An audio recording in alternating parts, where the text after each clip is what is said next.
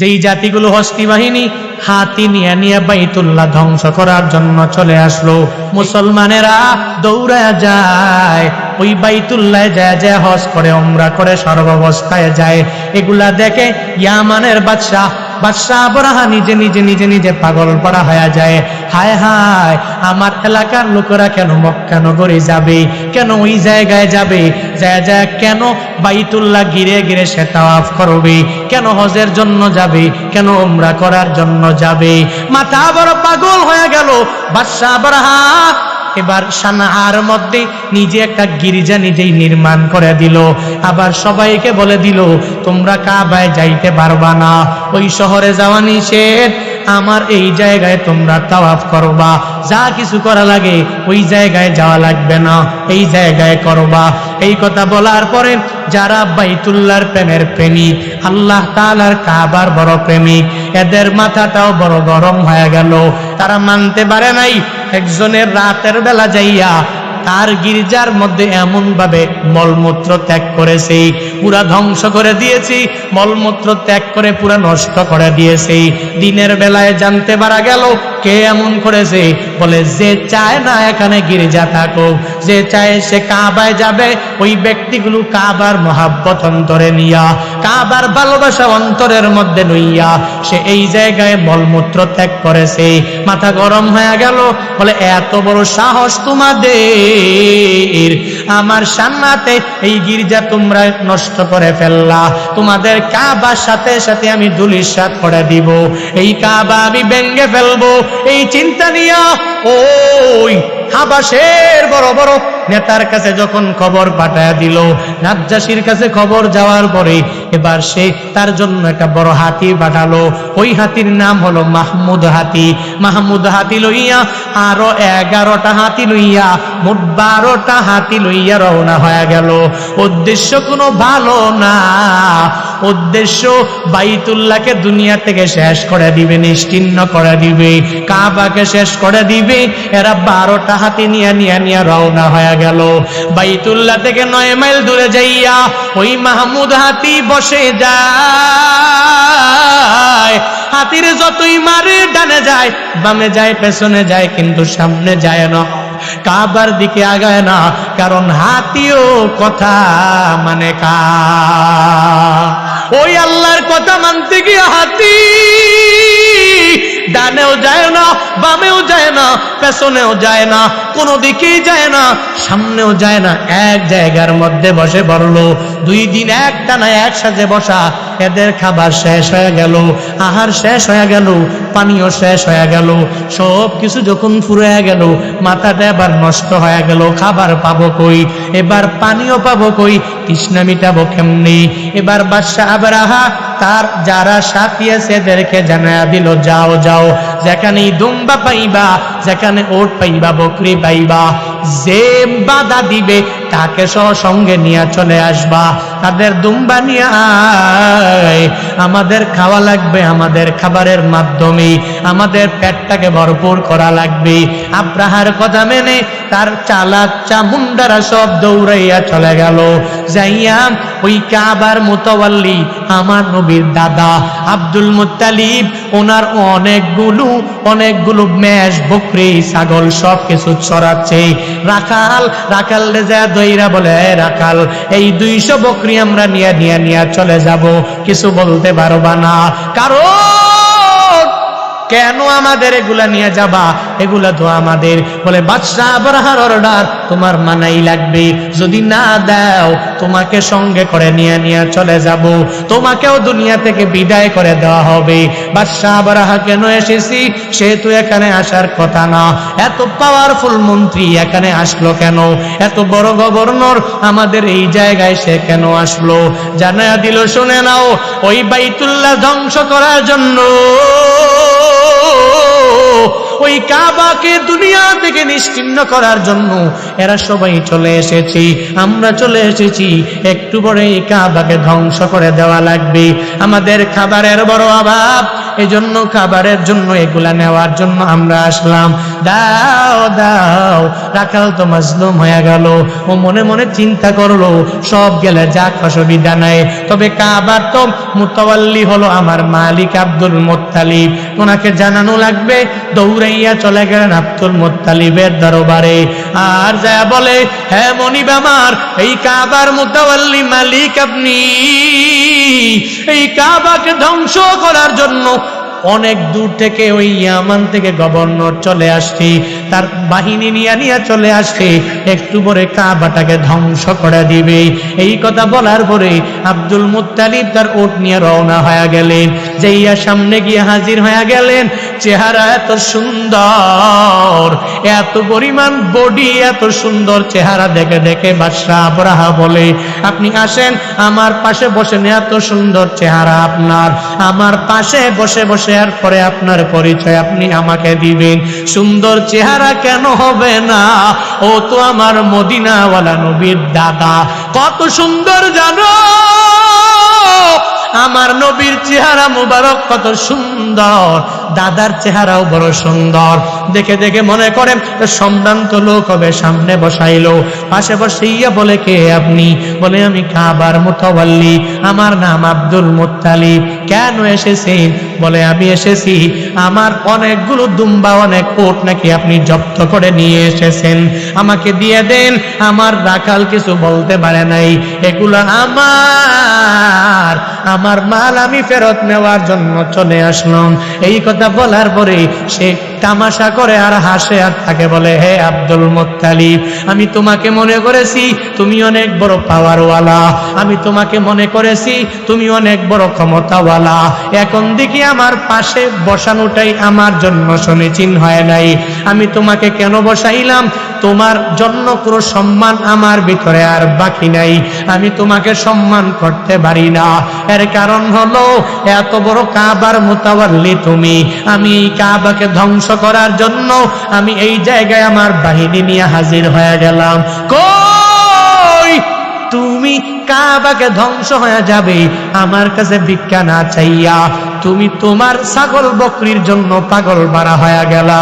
Abdul Muttalib বলে, শুনে নাও, এই ছাগল বকরি মেষ এগুলো আমার টাকায় কিনা, সব হলো আমার, আর এগুলার দায়িত্ব ভারও হলো আমার, এগুলার মালিকানাধীন আমি, এগুলা সব আমার মালিকানাভুক্ত, এগুলার মালিক আমি।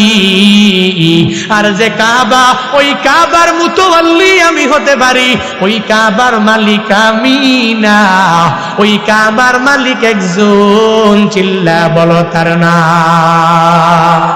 আল কাবাতু বাইতুল্লাহ, ওই কাবা হলো আল্লাহর ঘর, ওই আল্লাহর ঘর আল্লাহ হেফাজত করবে, আমরা হেফাজত করার দরকার নাই, আমরা রক্ষা করার দরকার নাই। আমার মেষ, আমার বকরি, আমার উটগুলো তোমরা আমারে দিয়া দাও, আমার আর কিছু লাগবে না। ওই কাবা ধ্বংস করতে গেলে আল্লাহ যদি মনে করি আল্লাহর ঘর আল্লাহ নিজে হেফাজত করবে, আমার আর কোনো চিন্তা নাই, কোনো টেনশন নাই, যাও যাও। এই কথা বলার পরে উনি ওনার ছাগল, মেষ, বকরি, উট নিয়ে চলে গেলেন। এদিকে এরা অনেক দিন হয়ে গেল, ভাই 2-3 দিন হয়ে গেল। এই সময়ের মধ্যে এখনো পর্যন্ত আল্লাহর পক্ষ থেকে কোনো ফায়সালা আসে না। কেন আসে না জানোনি?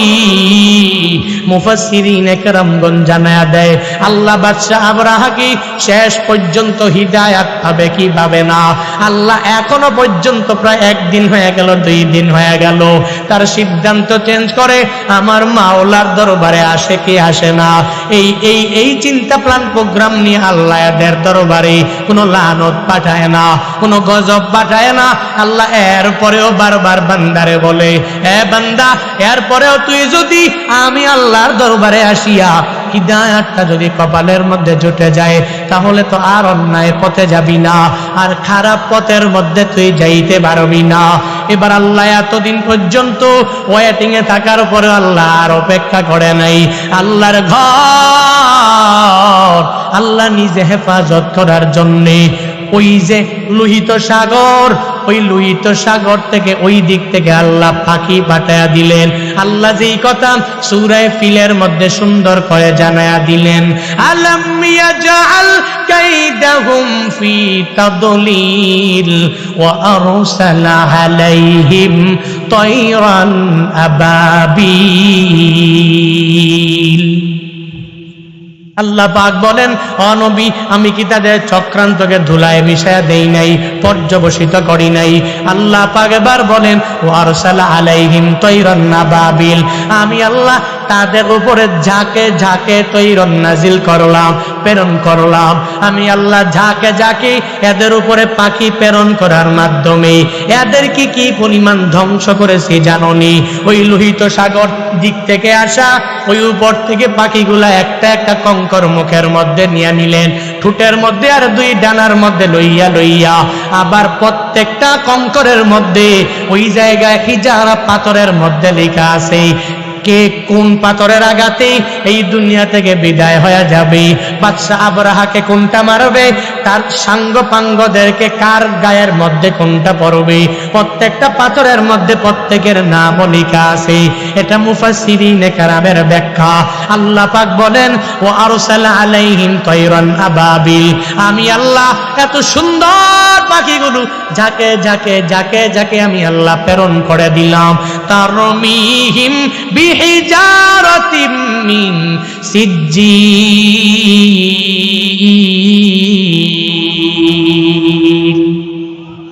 এই পাখিগুলো এতগুলা পাখি এদেরকে মারার জন্য এবার এরা কঙ্কর নিক্ষেপ করা আরম্ভ করে দিল। সিজ্জিল মানে কি? এক একজন মুফাসসিরিনে কেরাম এক একটা ব্যাখ্যা করলেন। কেউ কেউ বললেন পুরা মাটির মতো, একটা মাটিকে যদি পুরে পুরে তাহলে পাথরের মতো শক্ত হয়ে যায়, ওগুলা বললেন। আবার কেউ বললেন সাধারণ পাথর। এগুলার সাইজ কেমন জানো রে বান্দা? একটা দানার মতো, মুসুরির দানা। ওই মুসুরির দানার মতো ঠোঁটের মধ্যে একটা একটা নিয়ে নিলেন, আর ডানার মধ্যে দুইটা করে নিয়া তারা সূরা আরম্ভ করে দিলেন। এমন ভাবে সুরলেন ওই জায়গায় যার উপরে যাইয়া একটা একটা দানা তাদের বডির মধ্যে পড়েছে, পড়তে দেরি হয়েছে, সব আতুরি হুজুরি ভিতরে যা আছে সব একটা দানার মাধ্যমে বের হয়ে গেছে। এই পাওয়ার কার? কার পাওয়ার? কাবা ভাঙবা, কাবা ধ্বংস করবা? হায় হায়, এত বড় সাহস তোমার! আল্লাহ কয় সবটা আমার আল্লাহর হাতে। তো যত চক্রান্ত, ওই চক্রান্তকে ধূলিসাৎ করার দায়িত্ব আমার। আলহামদুলিল্লাহিল্লাযী খালাকাল ইনসান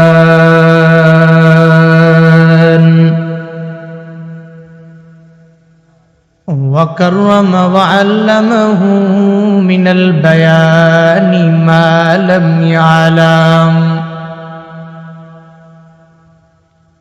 فسبحان الذي لا يحصى امتنانه باللسان ولا بالقلم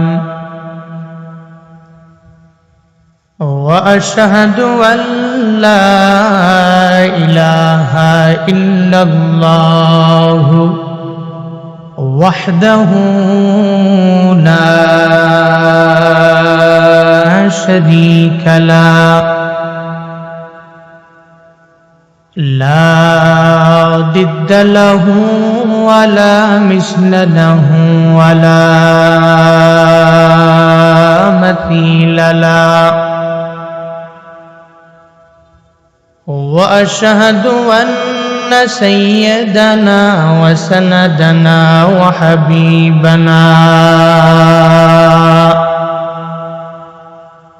وحبيب ربنا وطبيبنا وطبيب قلوبنا ومولانا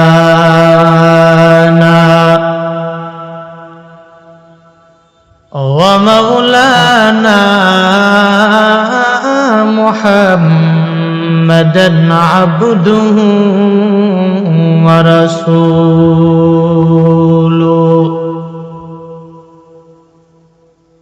সাল্লাল্লাহু তাআলা আলাইহি ওয়া আলা আলিহি ওয়া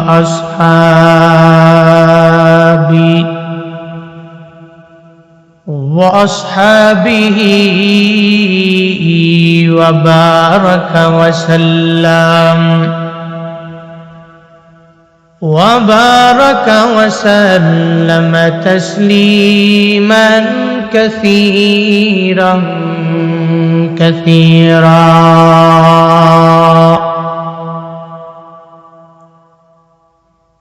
الذي أرسله الله تعالى بالحق بشيرا ونذيرا وداعيا إلى الله بإذنه وسراجا منيرا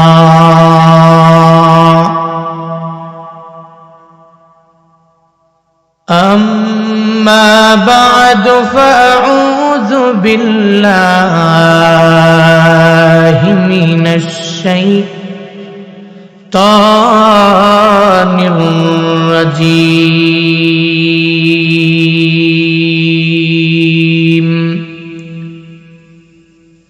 بسم الله الرحمن الرحيم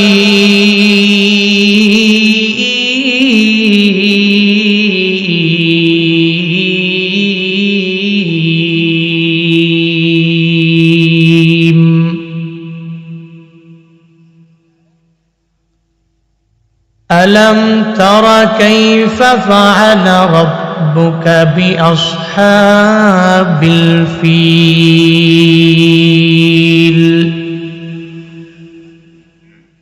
ألم يجعل كيدهم في تضليل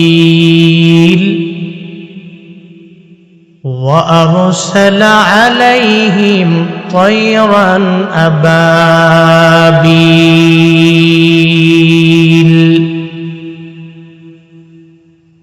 ترميهم بحجارة من سجيل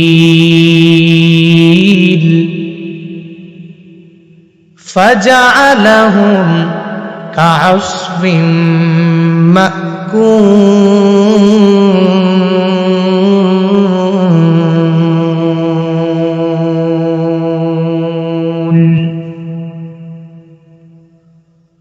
صدق الله مولانا العظيم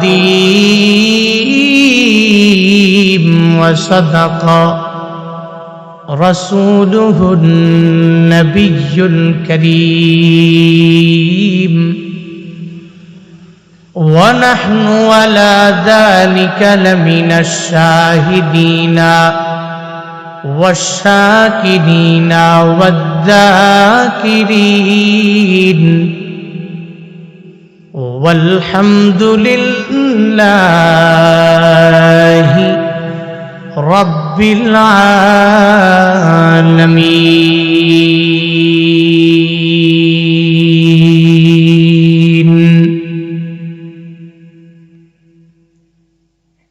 سبحانك لا علم لنا إلا ما علمتنا إنك أنت العليم الحكيم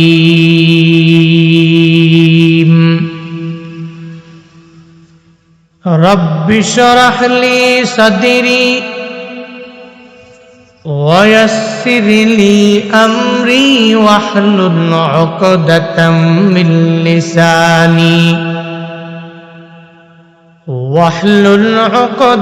من لساني يفقه قولي رب زدني علما রব্বি জিদনি ইলমা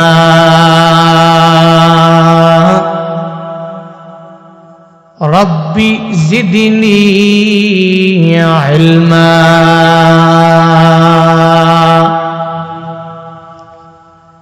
রব্বি ইয়াসসির ওয়া লা তুআসসির ওয়া তাম্মিম আলাইনা বিল খাইর।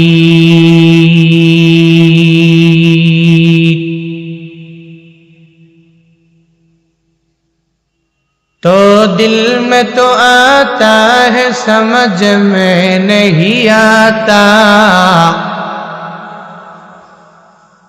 तो दिल में तो आता है समझ में नहीं आता, बस जान लिया मैं तेरे पहचान वही है, बस जान लिया मैं तेरे पहचान वही है।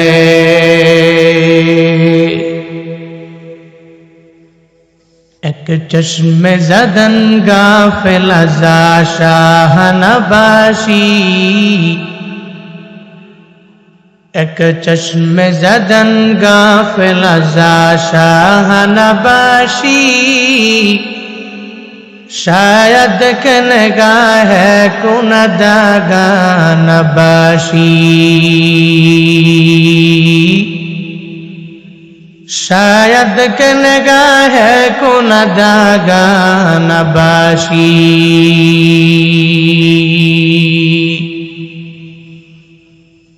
वल्फत में बराबर के वफा हो के जफा हो, वल्फत में बराबर के वफा हो के जफा हो, हर चीज में लज्जत है अगर दिल में मजा हो,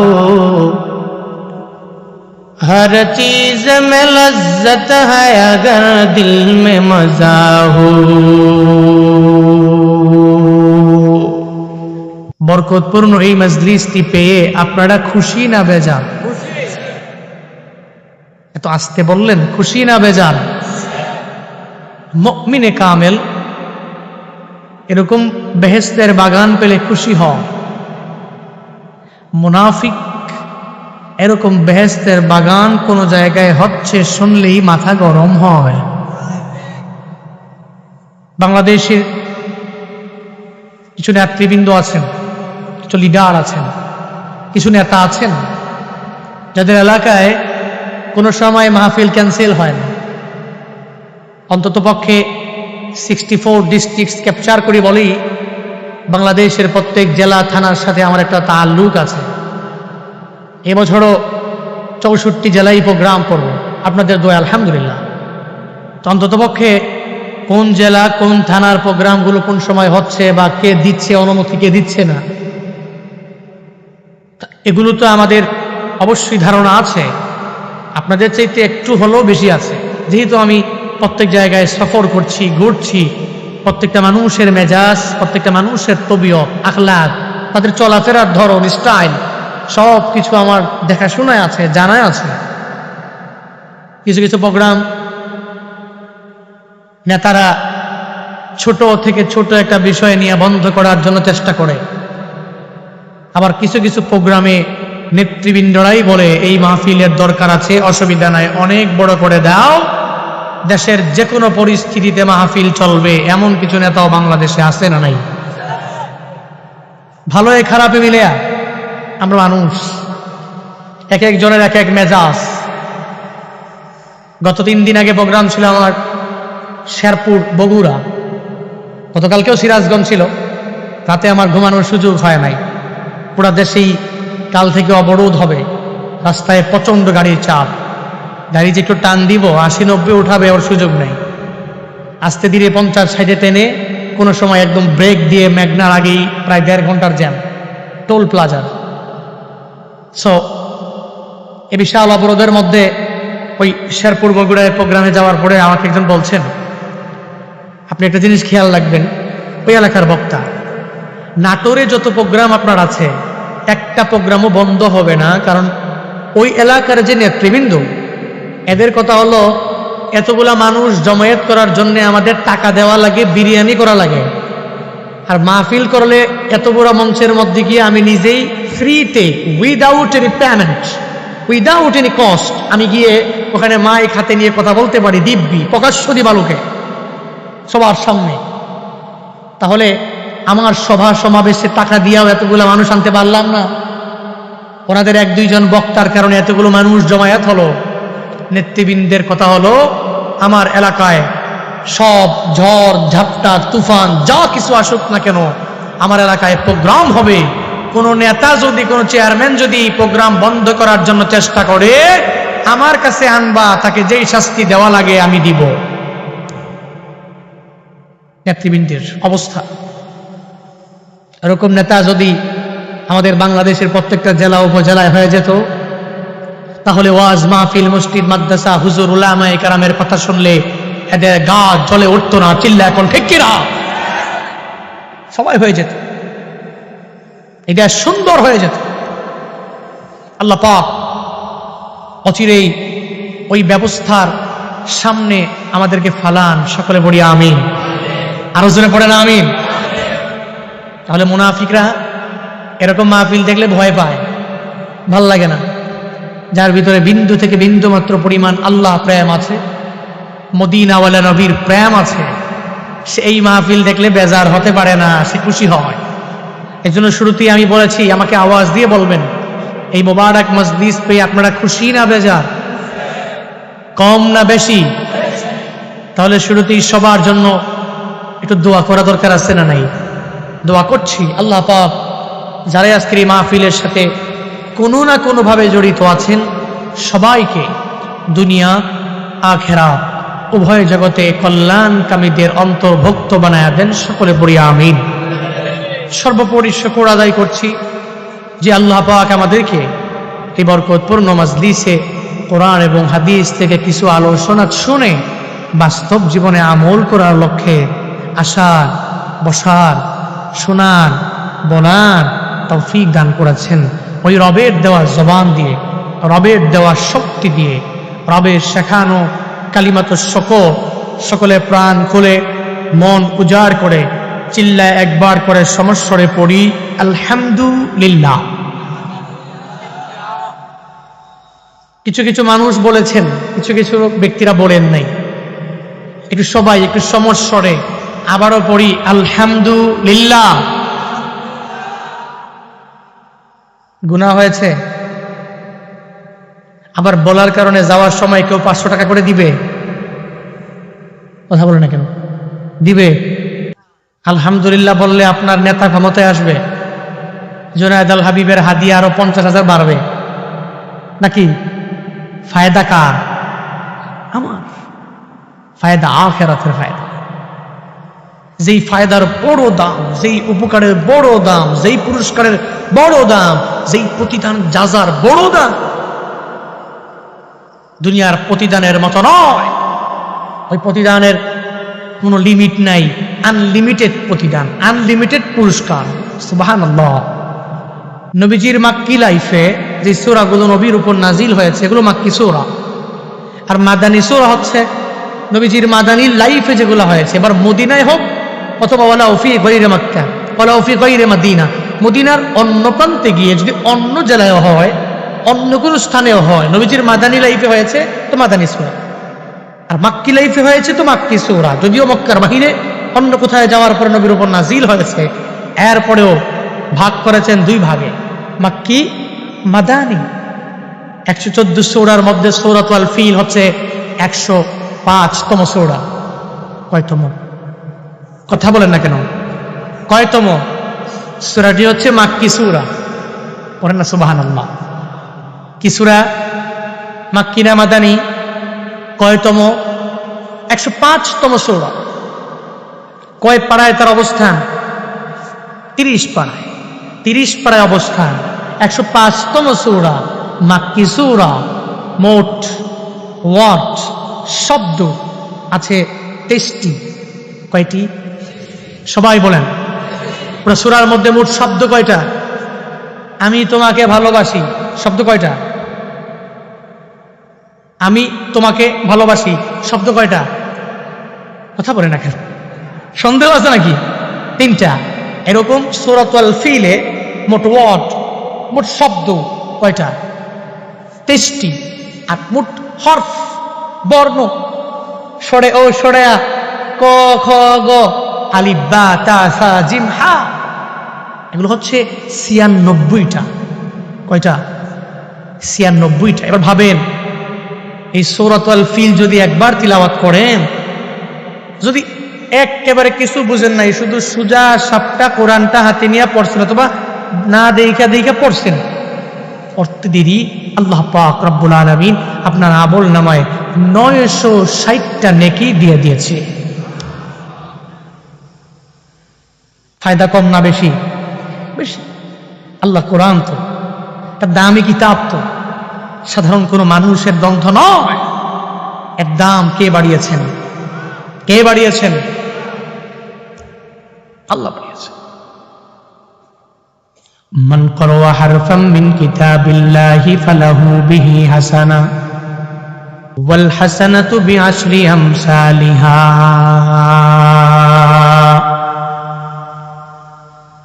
লা আকুলু আলিফ লাম মিম হারফুন বাল আলিফুন হারফুন ওয়া লামুন হারফুন ওয়া মিমুন হারফ।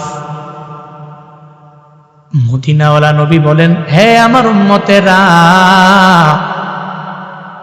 জবান দিয়া যদি কোরআনের মধ্য থেকে একটা হরফ যদি জবান দিয়া ভুলেও বের হয়ে যায়, ঈমান আনার পরে আল্লাহর কোরআনটা যদি মুশরিক না হয়ে, কাফের না হয়ে, মুসলমান হয়ে যদি জবান থেকে যদি একটা হরফ বের করে দাও, আমল নামার মধ্যে আল্লাহ একটা নেকি একটা হরফের বদৌলতে দিবে এমনটা না। ওয়াল হাসানাতু বিআশরি আমসালিহা, আল্লাহ পাক একটা হরফের বদৌলতে তোমার আমল নামায় 10টা নেকি পূর্ণাঙ্গভাবে দিয়া দিবে। কোন ব্যক্তি যদি জবান দিয়া বের করে দেয় আলিফ লাম মিম, এই 3টা হরফ বান্দার জবান দিয়া বের হয়ে গেল, একটা আয়াত বের হয়ে গেল। মদিনাওয়ালা নবী জানায়া দেয়, আমি তোমাদেরকে বলি না আলিফ লাম মিম 3টা, এই 3টা মিলে একটা শব্দ, আমি তোমাদেরকে এটা বলি না। এই 3টা মিলে একটা হরফ, আমি তোমাদেরকে এটাও বলি না। এই 3টা যদি জবান দিয়া বের করে দাও, তোমার আমল নামায় 10টা নেকি আল্লাহ দিয়া দিবে, আমি এটা বলি না।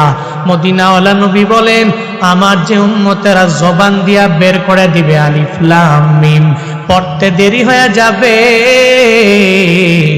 আমার মাওলা 30টা নেকি দিতে দেরি করবে না। কি পরিমাণ দাম! এবার বুঝে শুনে যদি আমল করি, দামটা আরো বেশি। বুঝলাম যে আয়াতে বললাম কি, পড়লাম কি, তা বুঝলাম। বুঝার পরে বাস্তব জীবনে যদি আমল করতে পারি, দামটা আরো অনেক পরিমাণ বেড়ে যাবে। বলেন সুবহানাল্লাহ। এই জন্য কোরআন আগে পড়া শিখতে হবে, সহিহ শুদ্ধ করে, একদম শুদ্ধ করে কোরআন আগে পড়া শিখতে হবে, তিলাওয়াত করা শিখতে হবে। এরপরে কি পড়লাম, কি বললাম, এগুলো জেনে জেনে বাস্তব জীবনে আমল করা লাগবে। এটাই কোরআনের দাবি, এটাই ঈমানের দাবি, যে আমার কোরআন আল্লাহ আমাকে দিয়েছেন শুধুমাত্র প্রতি 1 বছর পর পরে রমজান আসলে ধরবো, বাকি সময় ধরবো না, এজন্য দিয়েছেন। এজন্য আমাদের দেশে তো রমজান আসলে এটা গুরুত্ব বেড়ে যায়। মাগার রমজানের পরে 1 রমজান থেকে আরেক রমজান, কয়টা সুন্দর করে মুইসা টুইসা ওই আলমারির উপরে এক কোনার মধ্যে পড়ে থাকে। রমজান আসলে সুন্দর করে উপর দিয়া ধুইয়া টুইয়া মুইসা টুইসা এরপরে শুরু করে 1 মাসে এমন তিলাওয়াত করবে, বাকি 11 মাসে একটা বারের জন্য এই কোরআন ধরে না। আমাদের সমাজে নাই, আছে না? নাই। আল্লাহ তো এই জন্য কোরআন দেয়নি।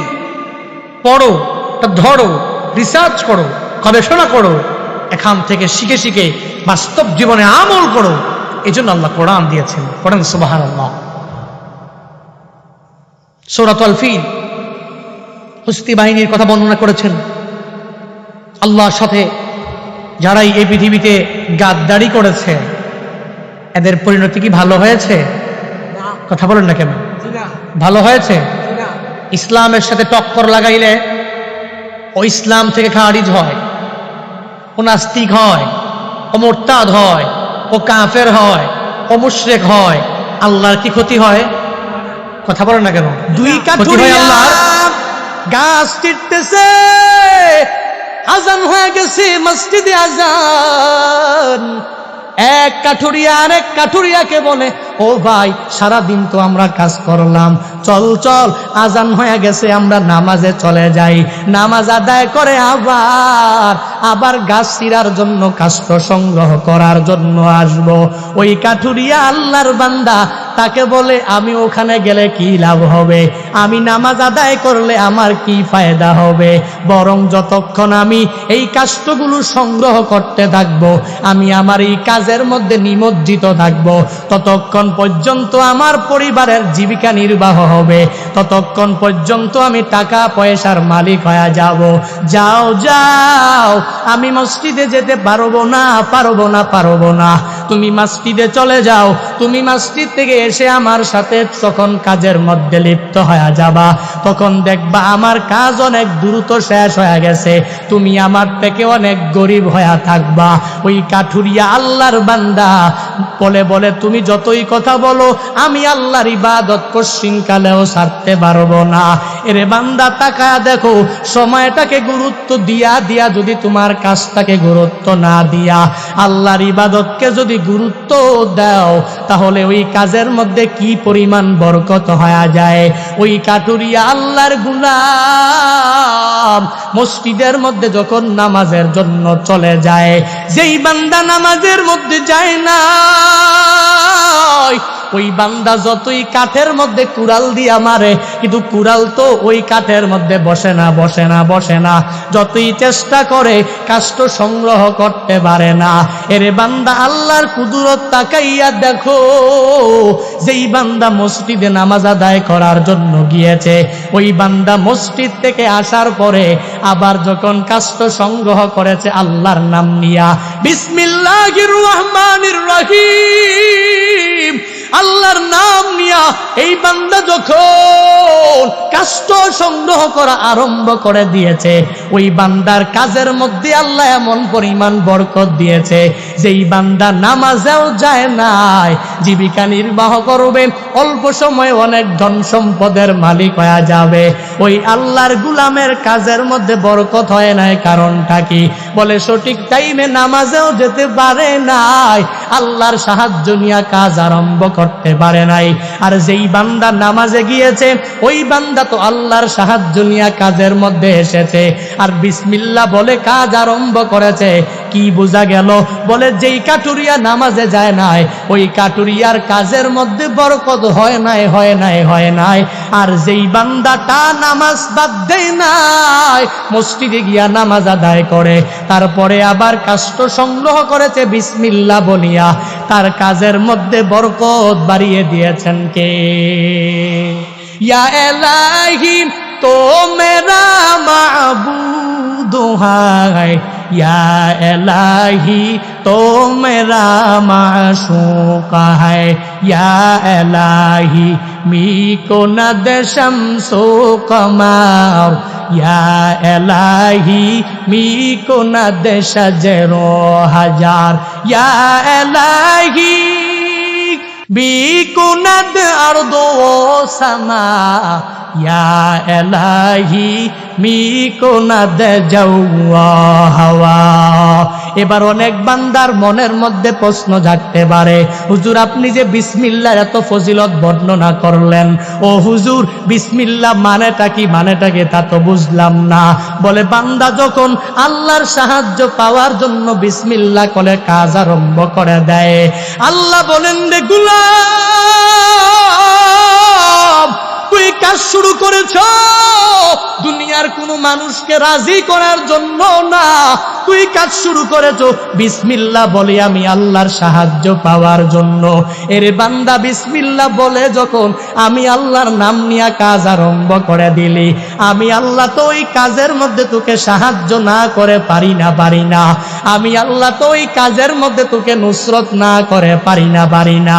এজন্যই যেই বান্দা বিসমিল্লাহ বলে কোন ঘর উঠায়, এই বান্দার ঘরের সফলতার সর্বোচ্চ শিখরে আল্লাহ পৌঁছায়া দেয়। মাহফিলের ডেট নেওয়ার পর থেকে মাহফিলটাকে সফল করার জন্য এই বান্দা যদি আল্লাহর কাছে নুসরত চায়, আল্লাহর কাছে বলে কি মালিক তুমি আমার এই মাহফিল সফল করে দাও, এই বান্দা যখন আল্লাহর কাছে আল্লাহর সাহায্য চায়, আল্লাহ তো তখন বান্দাকে ফিরা দিতে পারে না। এই বান্দাকে আল্লাহ গাইবী খাজানা থেকে সাহায্য করে দেয়। এই বান্দাকে আমার আল্লাহ আর সম্মান হারা করে না, এই বান্দাকে আল্লাহ আর বেইজ্জতি করে না। এরে বান্দা শুধু তাই না, এই বান্দা যখন আল্লাহর নুসরত নিয়ে আগায়া যায়, বলে আল্লাহর উপরে তাওয়াক্কুল করে যেই বান্দাই চলাফেরা করে, দুনিয়ার মানুষগুলো তো এই বান্দাকে সাময়িক সময়ের জন্য হেল্প করতে পারে, কিন্তু আল্লাহ বলেন আমি আল্লাহর উপরে তাওয়াক্কুল করে যেই বান্দাই চলাফেরা করবে, ওই বান্দাকে সাহায্য করা আমি আল্লাহর জন্য ওয়াজিব হয়ে যায়। সুবহানাল্লাহ, জোরে বলেন না। আর যেই বান্দা আল্লাহর সাহায্য চায় না, বিসমিল্লাহ পড়ে না, আল্লাহর কাছে আল্লাহর নুসরত চায় কাজ আরম্ভ করতে পারে না, ওই বান্দা তো শুধুমাত্র মনে করে আমার নিজের শক্তির অভাব নাই, আমার টাকা পয়সার অভাব নাই, আমার পিছে গুলির অভাব নাই, সন্ত্রাসের অভাব নাই, আমি কাজ আরম্ভ করে দিলাম, আল্লাহর নাম নেওয়ার কোনো প্রয়োজন নাই। এজন্যই তো এই বান্দা কাজের মধ্যে সফল হতে পারে না। এরে আল্লাহর গুলাম, কি বোঝা যায় বলে বিসমিল্লাহর মধ্যেই বরকত, বিসমিল্লাহ সারা বান্দার বরকত হবে না। শুধু তাই না, ব্যবসা বাণিজ্য বান্দা যখন তুমি করবা, এই ব্যবসা বাণিজ্য থেকে যখন টাকা পয়সা প্রথমবার পাইবা, তখন বিসমিল্লাহ বলে ব্যবসার টাকাটা হাতে নিবা, ওই টাকার মধ্যে আল্লাহ পরিপূর্ণ বরকত বাড়ায়া দিবে। এরে রিক্সাওয়ালা, রিক্সা চালাইয়া যখন দিনের বেলা প্রথম যেই ভাড়াটা পাইবা, ওই ভাড়াটা বিসমিল্লাহ বলেই গ্রহণ করে নিবা, সারাদিন আল্লাহ এই টাকার মধ্যে বরকত বাড়ায়া দিবে। দুনিয়াতে রিক্সাওয়ালার দিকে তাকাইয়া দেখ, কত রিক্সাওয়ালা প্রথম টাকাটা পাওয়ার পরেই হ্যান্ডেলে চুমু খায়, এই টাকাটা নিয়ে হ্যান্ডেলে চুমু খায়। আমি জিজ্ঞাসা করলাম মানেটা কি? আমাকে বলে হুজুর আমার এই রিক্সা যদি না থাকতো তাহলে আমি এই টাকাটা পাইতাম না।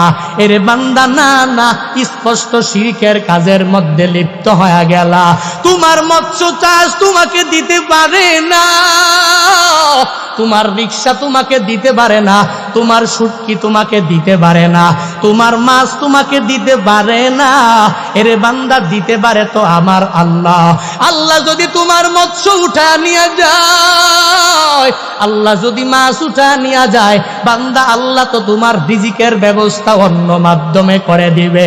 আল্লাহ যদি তোমার কাছ থেকে রিক্সাটাকে কেড়ে নিয়ে চলে যায়, অন্যভাবে আল্লাহ জীবিকা নির্বাহের মাধ্যম পয়দা করে দিবে। এরে বান্দা দুনিয়ার মানুষগুলো তো এই রিজিকের মধ্যে নির্ভর করে চলাফেরা করে, অথচ না, এরে বান্দা রিক্সার উপরে তাওয়াক্কুল করো না, মৎস্য চাষের উপরে তাওয়াক্কুল করো না, শুটকির উপরে তাওয়াক্কুল করো না, একজনের উপরে তাওয়াক্কুল করো, তার না। আর বান্দা যার উপরে তাওয়াক্কুল করো, ওই মালিককে কি চিনো? ওই মালিক তো আমার এমন রব, ওই মালিকের কাছে যখন বান্দা তুমি চাইবা, আল্লাহর কাছে বান্দা রিক্সার কাছে চাইলে, রিক্সা তো জড় পদার্থ, রিক্সা কথা বলতে পারে না, রিক্সার জ্ঞান নাই, কিছুই নাই, মাছ কথা বলতে পারবে না, মাছের কাছে চাইলেই মাছ দিতে পারবে না, সমুদ্র কথা বলতে পারে না, চাইলেই দিতে পারবে না। আর আমার মাওলার কাছে যদি চাও, ফজরের নামাজের আগে বান্দা যদি তুমি তাহাজ্জুদের নামাজ আদায় করে 2 রাকাত 4 রাকাত 6 রাকাত নামাজ আদায় করিয়া যখন দুনিয়ার মানুষের দরওয়াজাগুলো বন্ধ, আল্লাহর দরওয়াজা খোলা, আল্লাহর দরবারে জাগিয়া জাগিয়া যদি 2 হাত উঠাইয়া আল্লাহর কাছে বলো, হে মালিক তুমি আমার রিজিকের মধ্যে বরকত দাও। ও আল্লাহ, আমি তো এতদিন বিসমিল্লাহ বলে কাজ আরম্ভ করি নাই। ও আল্লাহ, আজকে দেখে ওয়াদা করলাম আমি আজকে থেকে বিসমিল্লাহ পড়ে কাজ শুরু করব। আল্লাহ তুমি আমার কাজের মধ্যে পরিপূর্ণ বরকত বাড়ায়া দাও। আল্লাহ বলেন, রে গোলাম, দুনিয়ার মানুষের কাছে না চাইয়া, দুনিয়ার জড় পদার্থের কাছে না চাইয়া আমি আল্লাহর কাছে তাওয়াক্কুল করে যদি আসতে পারো, আর আমি আল্লাহকে যদি বলতে পারো, আমি আল্লাহকে একটা ডাক দিয়া, বান্দা তুমি চাইতে দেরি, আমি আল্লাহ তোর জিন্দেগীর সব চাওয়া পূরণ করতে দেরি করতাম না। এরে বান্দা, কি বোঝা যায়? রিকশার কাছে চাইলে রিকশা দিতে পারে না। সমাজের কুসংস্কার কত দেখো, বলে ব্যবসায়ী ব্যবসা দিছে দোকানের মধ্যে, সকালবেলা দোকান খোলার পরে যদি কোনো বান্দা বাকির জন্য যায়, তখন বলে আমি প্রথম দোকান খুলেছি, বাকি দিব না, আমার বাকি দিলে আমার সারাদিন ফাঁকি হয়ে যাবে। বলে কি বলে না? বাস্তবতা, বাস্তবতা নাকি বানায় বানায় বলতেছি? দোকানদার বলে আমি যদি এখন বাকি দিই আমার পুরা দিনটাই ফাঁকি হয়ে যাবে। অথচ বান্দা তো ইসলামে তো এটা নাই, তুমি বাকি দাও, কোনো অসুবিধা নাই, অসুবিধা নাই। বাকি দেওয়ার মাধ্যমে ব্যবসার মধ্যে যাত্রায় অশুভ হবে না, হবে না, বরং অশুভ হবে বিসমিল্লাহ না পড়ার কারণে। দোকানটা খুলেছো, বিসমিল্লাহ পড়ে দোকানের মধ্যে প্রবেশ করে নাও।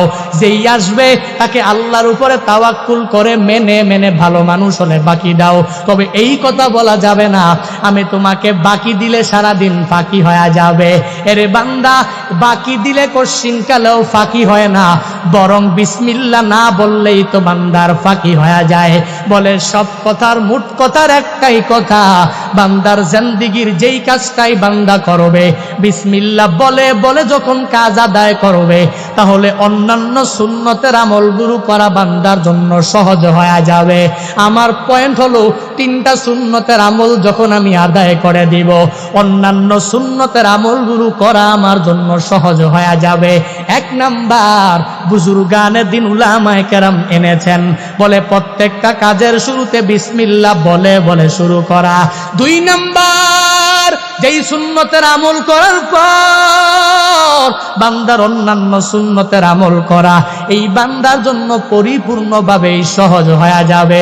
2 নাম্বার, এই সুন্নতের আমল হলো বান্দা যখন কোনো কাজ করবে ডান দিক থেকে আরম্ভ করবে।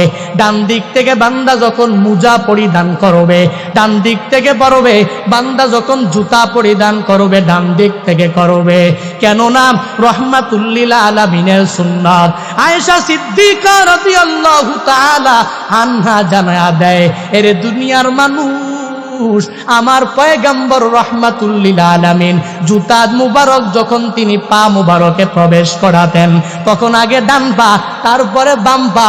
আমার নবীর চুল ছিল বাব্বি চুল, ওই বাব্বি চুল যখন সিটি করত তখন আগে ডান দিকে পরে বাম দিকে করত। শুধু তাই না, আমার রাহমাতুল্লিল আলামিন যখন ওযু গোসল করত, ওযুর সময় আগে ডান হাত তারপরে ডান বাম হাত, আগে ডান পা তারপরে বাম পা, এভাবে ধারাবাহিকভাবে ডান থেকে শুরু করতেন। এর বান্দা শিক্ষা কি? বলে নবীর সুন্নতের আমল হলো বান্দা যখন আমি ওযু করব আগে ডান হাত ধৌত করব, তারপরে বাম হাত, আগে ডান পা তারপরে বাম পা। আর মা বোনেরা শুনো, আমার নবীর চুল ছিল বাবরি চুল। আমার নবী যখন চুল আঁচড়াতেন আয়েশা সিদ্দিকা রাদিয়াল্লাহু তাআলা আনহা বলেন, বলে আমার নবী চুল আঁচড়ানোর সময় আগে ডান দিক থেকেই চুল আঁচড়াতেন। ওগো মা বোনেরা, ভালোভাবে শুনে নাও, নবীর সুন্নতের আমল যদি পরিপূর্ণ ঢুকাইতে চাও, অন্যান্য সুন্নতের আমলগুলো যদি নিজের জন্য সহজ করতে চাও, তাহলে আজকের এই মাহফিল থেকে তালিম নিয়ে বাড়িতে যাওয়া লাগবে।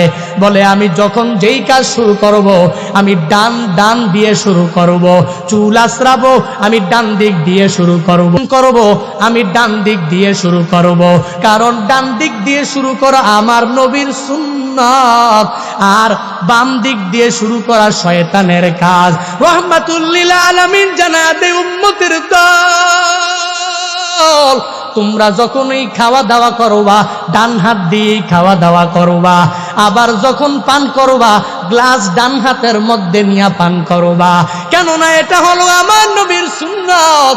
আর স্টাইলের জন্য দুনিয়াতে তাকাইয়া দেখো কত আল্লাহর গোলাম বাম হাত দিয়া খানা খায়, কত আল্লাহর বান্দা তাকায়া দেখো ড্রিঙ্ক ওয়াটার ড্রিঙ্ক যেগুলা তারা পান করে তখন বাম হাত দিয়া পান করে। যদি জিজ্ঞাসা করো তুমি বাম হাত দিয়া কেন পান করো, তখন বলবে আমার বাম হাত দিয়ে পান করাটা মডেল। এরে বান্দা, মুমিনে কামেলের তো বাম হাতে পান করা মডেল হতে পারে না। মুমিনে কামেল বান্দাটা আমার নবীর সুন্নাহ যদি মানতে চায়, তাহলে নবী বলেছেন ডান হাত দিয়া খাও, ডান হাত দিয়া পান করো। যদি কোনো বান্দা নবীর সুন্নতের আমল করতে চায়, তাহলে বান্দা ডান দিক দিয়াই পান করবে, আবার ডান হাত দিয়াই বান্দা খাওয়া দাওয়া করবে। এরে আল্লাহর গোলাম, বুজুর্গানে দিন উলামায়ে কেরামগণ 2 নম্বরে জানায়া দিলেন, যেই কাজটাই শুরু করবা ডান দিক থেকে শুরু করা লাগবে। আর যখন তুমি ডান দিক দিয়া প্রত্যেকটা কাজ আরম্ভ করে দিবা, তাহলে প্রত্যেকটা সুন্নতের আমল করা তোমার জন্য সহজ হয়ে যাবে। 3 নাম্বার বুজুর্গানে দিন উলামায়ে কেরামগণ জানায়া দিয়েছেন, তুমি তোমার জীবনের সব সুন্নাত যদি আদায় করতে চাও, তাহলে 3 নাম্বার সুন্নতের আমল হলো, যেই আমলটা করলে অন্যান্য সুন্নতের আমলগুলো করা সহজ হয়ে যাবে। বুজুর্গানে দিন উলামায়ে কেরাম বলেন 3 নাম্বার সুন্নতের আমল হলো মুসলমান একে অপরকে সালাম দেওয়া। এজন্য তো নবী বলেন সালাম দিলে বান্দার ভ্রাতৃত্ব মজবুত হয়ে যায়, সালাম দিলে বান্দার অন্তর ঠান্ডা হয়ে যায়, সালাম দিলে বান্দার অহংকার দূর হয়ে যায়, সালাম দিলে বান্দার হিংসা দূর হয়ে যায়, সালাম দিলে এক বান্দা আরেক বান্দার মাঝে মহাব্বত সৃষ্টি হয়। এজন্যই তো রাহমাতুল লিল আলামিন জানায়া দিয়েছেন আফসুস সালাম বাইনাকুম, তোমাদের পরস্পরের মাঝে সালাম প্রচলন করো। কারণটা কি? সালাম প্রচলনের মাধ্যমে এক বান্দার মাঝে আরেক বান্দার ভ্রাতৃত্ব বন্ধন দৃঢ় হয়ে যাবে। সালামের মাধ্যমে অন্যান্য সুন্নতের আমলগুলো করা বান্দার জন্য সহজ হয়ে যাবে। কত সুন্দর ইসলাম দেখেছো। এই ইসলামের মধ্যে যখন এক বান্দার সাথে আরেক বান্দার সাক্ষাৎ হবে, নবীজি বলেন আসসালামু ক্বাবলাল কালাম, যখন তুমি এক বান্দার সাথে কথা বলতে যাইবা, কথা বলার আগেই সালাম দিয়ে কথা বলা আরম্ভ করে দাও। কারণ যখন মন থেকে তাকে বলবা আসসালামু আলাইকুম ওয়া রাহমাতুল্লাহ, তোমার উপরে আল্লাহর রহমত আর শান্তি বর্ষিত হয়ে যাক।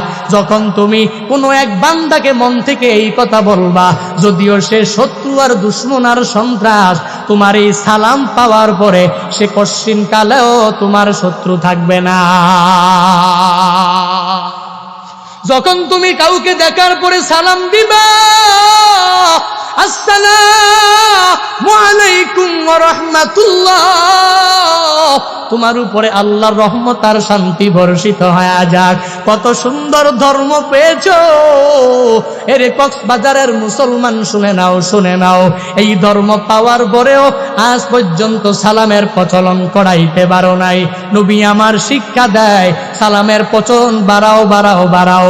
সালামের মাধ্যমে মুসলমানদের মধ্যে ঐক্য সৃষ্টি হবে, সালামের মাধ্যমে ভ্রাতৃত্ব বন্ধন দৃঢ় হয়ে যাবে। খ্রিস্টানদের ধর্মের দিকে তাকাও, তাদের ধর্মের মধ্যে good morning, good night, good evening এর মানে হলো শুভ সকাল, শুভ সন্ধ্যা, শুভ দুপুর, শুভ বিকাল। এর মানেটা কি? বলে তোমার সকাল সুন্দর হোক, তোমার বিকাল সুন্দর হোক, তোমার রাত সুন্দর হয়ে যাক। কি বুঝাইলেন? বলে তোমার সকাল সুন্দর হোক, বিকাল না, তোমার বিকাল সুন্দর হোক, সকাল না, তোমার রাত সুন্দর হোক, তোমার দুপুর না। এর মানে হলো সকাল সুন্দর হলে বিকালে আবার বলা লাগবে। কিন্তু মুসলমানদের ধর্ম এত সুন্দর ধর্ম বান্দা, শুনে নাও, শুনে নাও, মুসলমানদের ধর্মের মধ্যে সকালের কথাও বলা হয় না, বিকালের কথাও বলা হয় না, রাতের কথাও বলা হয় না, বরং পরিচয় নাই, অপরিচিত এক আল্লাহর বান্দাকে দেখেছে, তাকে বলেছে তোমার উপরে আল্লাহর রহমত আর শান্তি বর্ষিত হয়ে যাক। এরে আল্লাহর গোলাম, এই কথা বলতে দেরি ওই ভাইটার মাঝে, তার মাঝে একটা ভ্রাতৃত্ব বন্ধন দৃঢ় হয়ে গেছে। এই জন্য 1 নম্বরে সালাম আমি কেমনে দেওয়া লাগবে এটাও তো সুন্দরভাবে আমার শিখা লাগবে। দুনিয়াতে তাকায়া দেখো কত বান্দা সালাম দেয়, আসসালামু আলাইকুম বলে না, বলে আসসালাম আলাইকুম। ঠিক কিনা? বলে কি বলে না? উঠতেছেন কেন আপনারা? কষ্ট হচ্ছে আপনাদের? কিসসা কাহিনী বলছি, কিছু শিক্ষা আছে, অবশ্যই আমি মনে করি শিক্ষা আছে। সালাম দেখবেন এলাকার মধ্যে, সমাজে কিছু টাকা বলা হয়ে গেলে তখন বলে আসসালামু আলাইকুম, বলে কি বলে না? এই সালাম দেওয়ার চাইতে না দেওয়াই ভালো। ঠিক কিনা? আজকে সালাম শিখতে হবে। এত বড় মাহফিল থেকে খালি কোরআন হাদিসের কথা বলেই চলে গেলাম, আর পরিপূর্ণভাবেই সারা জীবন মাহফিল শুনলাম, ইশকে রাসূলের আশিক হওয়ার জন্য কত সাহাবায়ে কেরামের জীবনী শুনলাম, আজ পর্যন্ত সালামটাইকে শুদ্ধ করতে পারলাম না। কোনো ফায়দা হবে? কথা বলেন না কেন? আসসালামু আলাইকুম বললেই সালাম শুদ্ধ হবে না, আসসালামু আলাইকুম বললেই সালাম শুদ্ধ হয় না। আবার অনেকে বলে সালামু আলাইকুম, বলে কি বলে না? সালামু আলাইকুমের মানে কি জানেন? তোমার মৃত্যু হোক। অথচ আসসালামু আলাইকুম মানে কি? আসসালামু আলাইকুম মানে হলো তোমার উপরে আল্লাহর রহমত এবং শান্তি বর্ষিত হোক। বলেন সুবহানাল্লাহ। এত সুন্দর একটা দোয়া আরেকজন ভাইয়ের প্রতি আমি করলাম, কিন্তু আমি তাকে আসসালামু আলাইকুম না বলে বললাম আসসালামু আলাইকুম। আসসালামু আলাইকুম দোয়া করলাম না বদদোয়া করলাম? কথা বলেন না কেন? দোয়া করলাম না বদদোয়া? তাহলে এই সালাম দেওয়ার চাইতে না দেওয়াই ভালো। আমরা কক্সবাজারের মুসলমান, আমরা ইসলাম প্রিয়, সমুদ্রের পার্শ্ববর্তী এক এলাকার মুসলমান, আমরা আল্লাহকে ভয় করি, আমরা মুমিনে কামেল হয়ে কবরে যেতে চাই, আমরা একজন ভাই আর একজন ঐক্য নিয়ে থাকতে চাই, আমাদের মধ্যে কোনো বিভেদ থাকতে পারে না। আজকে থেকে তালিম নিয়ে যাব, আমরা সুন্দরভাবেই যাকে দেখব, যে কোনো মুসলমান হোক সে অপরিচিত, হোক সে পরিচিত, হোক সে আত্মীয়, হোক সে অনাত্মীয়, দেখবেই সুন্দরভাবে আসসালামু আলাইকুম দিতে পারবো তো ইনশাআল্লাহ? সবাই বলেন আসসালামু আলাইকুম, আসসালামু আলাইকুম। হামজাকে স্পষ্ট করে আসসালামু আলাইকুম। আবার জবাব দেওয়ার স্টাইল কি? রাহমাতুল্লিল আলামিন বলেন উত্তম হলো তোমাকে যেভাবে কেউ সালাম দিয়েছে তুমি সালামের জবাবটা একটু বাড়িয়ে দাও। সুবহানাল্লাহ, আরো জোরে সুবহানাল্লাহ। ইসলাম কত সুন্দর। তোমাকে লোকটা আগে সালাম দিয়েছে, সে তো বেশি বলতে পারে নাই, যেহেতু তোমাকে আগে দিয়েছে সুতরাং তুমি যখন জবাব দিবা তাকে ওইটুকু দিবা কেন, তুমি একটু বেশি দিয়া দিবা। ওয়া আলাইকুমুস সালাম ওয়া রাহমাতুল্লাহি ওয়া বারাকাতুহু। আল্লাহু আকবার। ইসলাম কত সুন্দর, আল্লাহু আকবার। এজন্যই তো বলা হয় Islam is not only a religion but also a complete code of life. এজন্যই তো বলা হয় অন্যান্য ধর্মগুলা গ্রহণযোগ্য না, আল্লাহর কাছে ইসলামটাই গ্রহণযোগ্য। Islam is the only selected religion to Allah. আল্লাহর কাছে সিলেক্টেড রিলিজিয়ন একটাই, ধর্ম একটাই, তার নাম বলেন নাকি ইসলাম। ওই ধর্মের অন্তর্ভুক্ত আমরা। দিনুনা আল ইসলাম, আমাদের ধর্ম একটা, ইসলাম। আমাদের আল্লাহ একজন। কয়জন? আরো জোরে বলেন আল্লাহ। সুতরাং আমরা ইসলাম ধর্মের অন্তর্ভুক্ত হওয়ার পরে যদি এত মুরব্বী হয়ে গেলাম, আদৌ যদি না পারি তাহলে তো নিজের কপালে নিজেই বাড়ি মারা ছাড়া কোনো উপায় নেই। ঠিক কিনা? কক্সবাজারের মুসলমান উঠাউঠি করা যাবে না। অনেক সুন্দর সুন্দর কিছু পয়েন্ট রয়ে গিয়েছে যেটাতে আপনার অনেক শিক্ষা রয়েছে। আজকে শিক্ষা নিয়ে বাড়িতে যাওয়া লাগবে। সুন্নতের আমল কয়টা জানি? 3টা। 1 নম্বরে হলো প্রত্যেকটা কাজ বিসমিল্লাহ বলে শুরু করব। পারবো তো ইনশাআল্লাহ? কারা কারা পারবো? দুহাত তুলে মালিককে দেখাই। আল্লাহ তুমি তৌফিক দিও, পড়ে না আমিন। আরো জোরে বলেন। 2 নাম্বার সুন্নতের আমল হলো ডান দিক থেকে যে কোনো কাজ করব, শুরু করব ভালো কাজ, আল্লাহ তৌফিক দান করো। আরো জোরে পড়ি। 3 নম্বরে মুসলমান পরিচিত আর অপরিচিত যাই হোক না কেন, দেখলি আসসালামু আলাইকুম ওয়া রাহমাতুল্লাহ দিতে পারবো তো ইনশাআল্লাহ। আমরা সালাম দিব, সালাম দিলে কয় নেকি? কথা বলেন না কেন? জানেন না আপনারা? সালাম দিলে নেক আছে না নাই? সওয়াব আছে না নাই? 90 নেকি আর 10 নেকির কম্প্রোমাইজ করে সালাম দেওয়া সুন্নত, সালামের জবাব দেওয়া কি ওয়াজিব। যখন বান্দা দিয়েছে তখন সে একটা সুন্নত পালন করলো। এজন্যই তো বলেছি 3টা সুন্নতের আমল। এজন্যই তো বললাম সালামটাও সুন্নতের আমল। যে বান্দা দিবে তার জন্য সুন্নত, আর যাকে দিয়েছে তার জন্য নেওয়াটা ওয়াজিব, নিতেই হবে, ঠিক কিনা? এজন্য সালাম দিব সুন্নত আর ওয়াজিবাত হিসাবে। হ্যাঁ, এবার সালাম দেওয়ার মাঝে আমরা অনেকেই কি কাজ করি, বাড়িতে যাওয়ার পরে আমরা আমাদের স্ত্রী দেখে সালাম দিতে চাই না, ঠিক কিনা? কেউ যদি শরম করে, ঠিক কিনা? কিছু লজ্জা ওরে বলে কি বলে না? মহিলার সাথে সারা জীবন থাকলেন, বাকিটা বললাম না, তো ওই মহিলাকে সালাম দিতে অসুবিধা কি? হায় হায় হায়, মুসলমান বুঝে না। আমরা বাড়িতে গেলেই সালাম দিব, তারপর তো ইনশাআল্লাহ। ঘর যদি খালি থাকে ওখানেও সালাম দিব, কারণ ওখানে ফেরেশতা আসে না নাই। মসজিদের মধ্যে প্রবেশ করেছি, ওখানে প্রবেশ করলেও যদি কোনো মুসল্লি থাকে তাহলে আস্তে আস্তে দিব।